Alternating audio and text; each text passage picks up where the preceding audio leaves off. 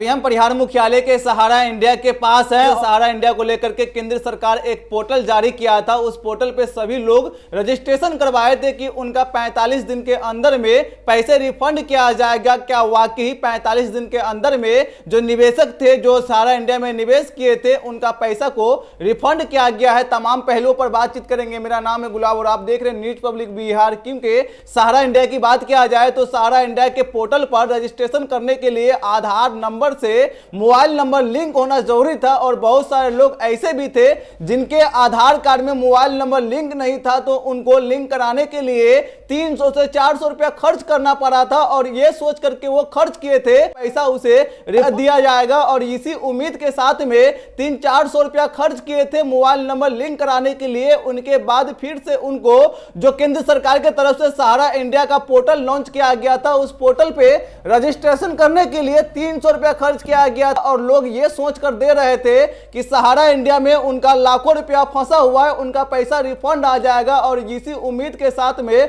सभी लोग रजिस्ट्रेशन करवाए थे, लेकिन उनका रजिस्ट्रेशन के 45 दिन पूर्ण जाने के बाद भी 1 रुपया भी रिफंड नहीं किया गया है। जब इनका तहकीकात करने के लिए मैनेजर से बात किए थे, मैनेजर का साफ लफ्जों में कहना था पोर्टल लॉन्च किया गया था, उस पोर्टल से यानी बैंक के स्टाफ से लेकर के जो कर्मी अधिकारी है उनको कोई भी मतलब नहीं है, कोई भी लेना देना नहीं है। ये केंद्र सरकार का है और इनका जवाब केंद्र सरकार देगा कि आखिर पैसे रिफंड कब किया जाएगा। क्योंकि केंद्र सरकार की तरफ से एक बयान जारी किया गया था कि जितने भी लोग सहारा इंडिया में निवेश किए उनका पैसा को रिफंड करने के लिए पोर्टल जारी किया गया था और उस पोर्टल पे सभी लोग रजिस्ट्रेशन किए थे और सभी का आधार कार्ड से मोबाइल नंबर लिंक था। उसी बैंक में उनका पैसा को रिफंड किया जाएगा और इनका समय महज 45 दिन का था, यानी 45 दिन के अंदर में केंद्र सरकार उनके अकाउंट में पैसे ट्रांसफर करने वाले थे। लेकिन 45 दिन पूर्ण जाने के बाद भी मैनेजर से थोड़ा और जानने की प्रयास किए थे। मैनेजर का साफ लफ्जों में कहना था